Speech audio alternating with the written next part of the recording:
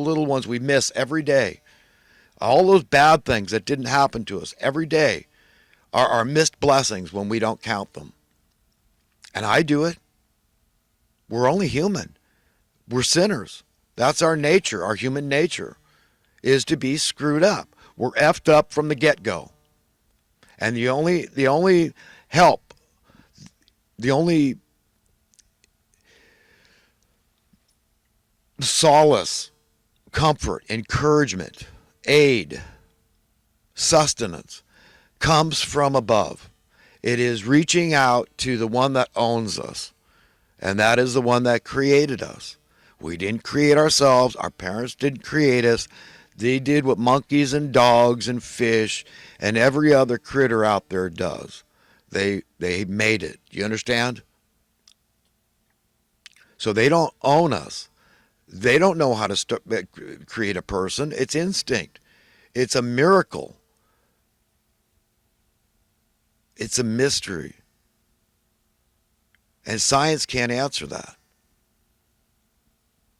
That we can't, with everything we know, all the state-of-the-art science and technology, they can't recreate a human being from scratch. They'll start, well, we'll take a little DNA, we'll make a clone. No.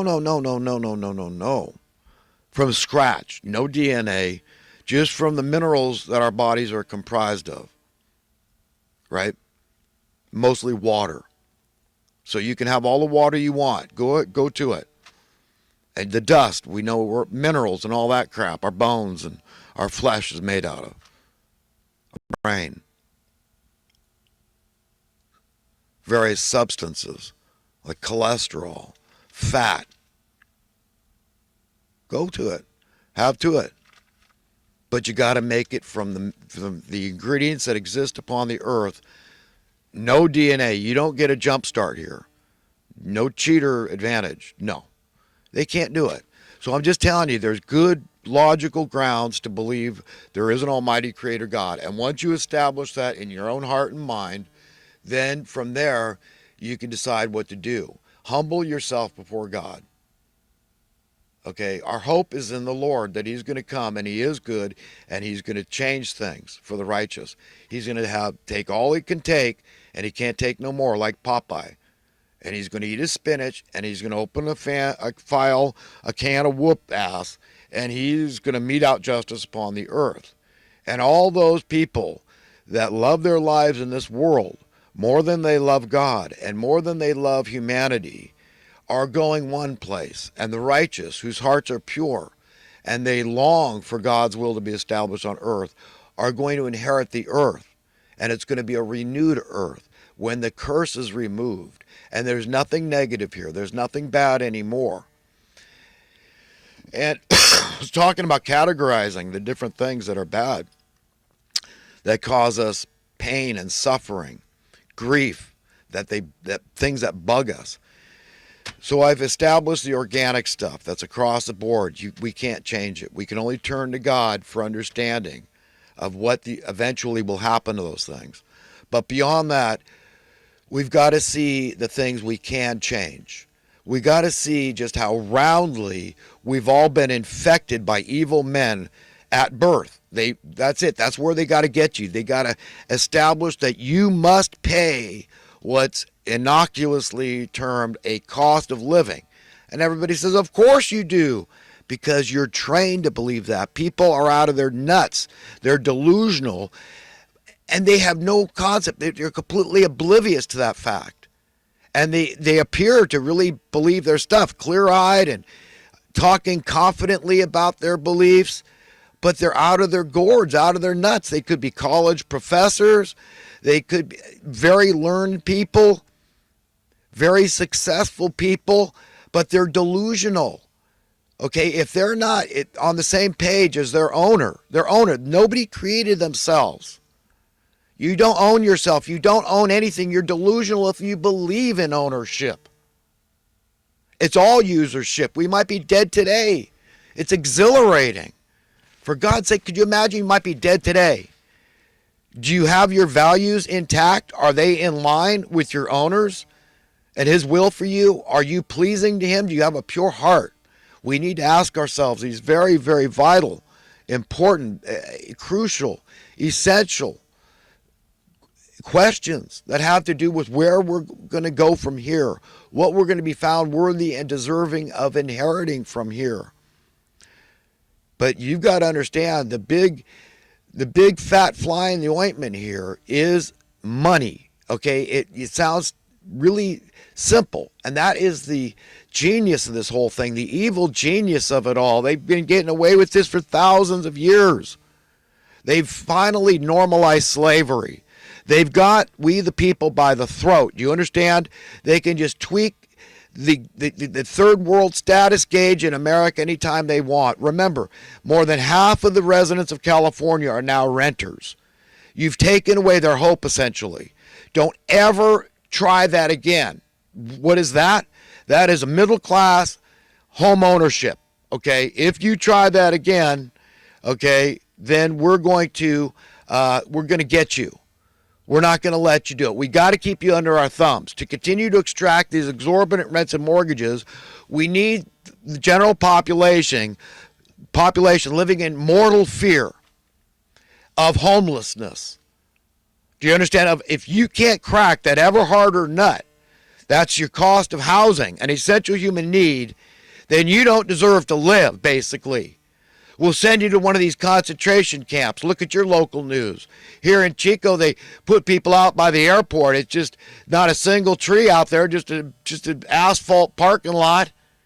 Here where you go, here's some water, no showers. Would they give them outhouses? Could you imagine using 110-degree weather? No trees. And you wonder why they're in the parks. At least there's trees. They can go by the creeks and get some relief from the heat. They're trying to survive, for God's sake. We call ourselves a Christian nation. What do you think Christ would say about that?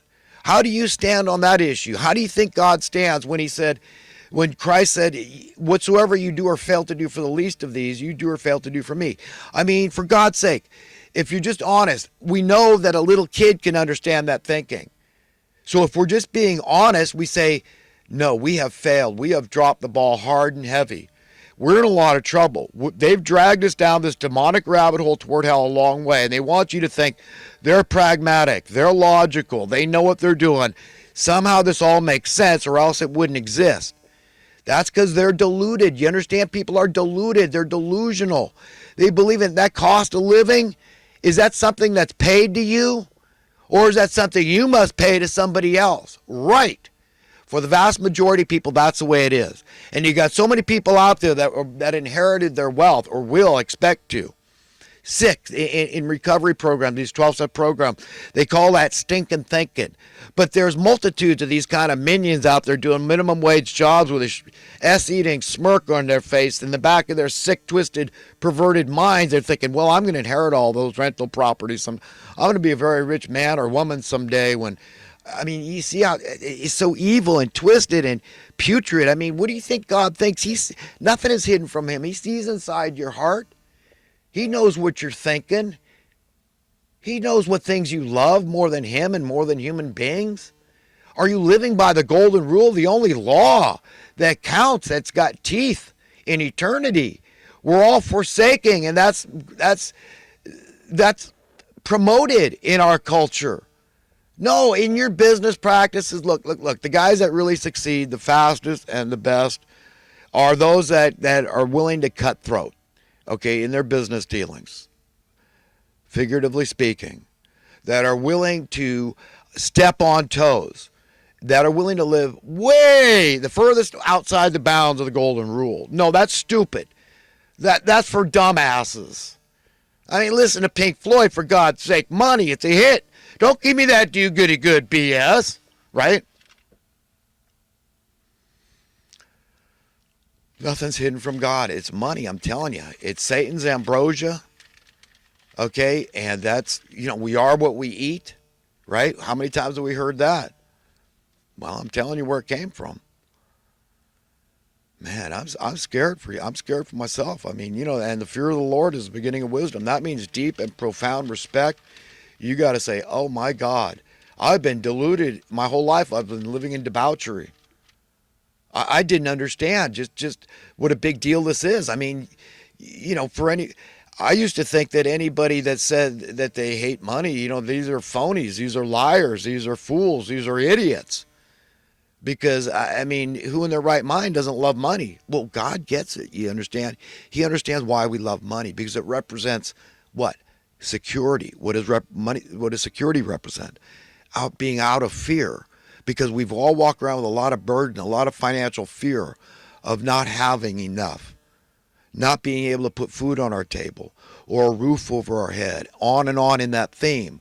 So God gets it. Let's not pretend stupid like he doesn't.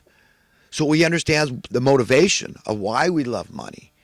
And we need to confess that we are all money lovers, and let all those people, those well-heeled people out there in the world that think they got it going on with your billions and all this crap, that we know, okay, that they love money. And that money, the love of money, is the root of what? Not some of the evil, all of the evil. So focus, unify and focus. Republicans and Democrats, conservatives and liberals, socialists and conservatives, get on the same page, God's page, and say, we're going to mete out justice on this earth, come hell or high water, and I'm willing to lay my life down for the cause. One thing I cannot do is be a coward. I've got to speak truth to power, and anybody else that'll listen in between there. Because we got to get together. We got to get clear-minded. We got to repent. We got to be sorry for the way we behaved as a nation and as a species. Okay? And man, I'm telling you, it's getting late in the game. But I'm feeling it, man. I'm feeling this foreboding sense that tick-tock, sands in the hourglass. Look, the inevitable. And the evil men and their demons are getting crazy. They don't know what to do. They say, okay, all right, we'll start sending checks out to the plebs, and right, like a steam release valve. And we got in San Francisco, we got organized gangs going in, and the security guards don't do nothing. Nobody does nothing. They're afraid. They're intimidated. Just stealing the store blinds. The stores have to close down. What's next? I mean, up the chain.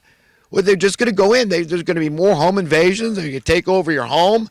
They're going to have their own forensic document examiner experts and say, find your title, at gunpoint. Say, I'll kill your kid, not you. But you're going to watch your kid's head get blown off, and you're going to give me that title deed to your house. Then I'll find some corrupt escrow officer or something else to that. They'll start taking your houses. Like, why do you think so many people are fleeing Central and South America, all these areas, corrupt areas, Mexico, because the police don't do nothing? They can't. They don't want us funded, and so you get where this thing's going. These are frightening times, my friends. Wake up and smell the the steaming pile of maggot-ridden dung. That's what we got. That's what's become of my beloved nation. I'm a very patriotic guy, but remember what's said about dissent and patriotism. You do not go along, okay, with a trouble that's a nation that's in distress, the direction, the trajectory has been going. The wealth imbalance that keeps growing. What do you think, man? Money represents freedom, too. What do we want? What key ingredients do we absolutely need? To be happy, we need to be free. We need to be secure. And if God had his way, his will was being done on earth, we'd have those things. With the industrial age being what it is, we got houses coming out the yin-yang. Do the math. I've done it. Find out for yourself. There's no housing shortage. There's a shortage of affordable housing. There's tons of people own 5, 10 houses and they leave them vacant. Only when that's a rich. And then they just use all the contractors. We'll get you working for us. We've got money coming out our eyeballs. So steal all the contractors? No, we don't have any affordable housing. There's nothing out there. And it's just been getting more and more acute. My whole life I've had to watch this crap unfold. I'm sick and tired of it. And I hope to God is sick and tired of it. And he's ready to put his foot down. I think he is.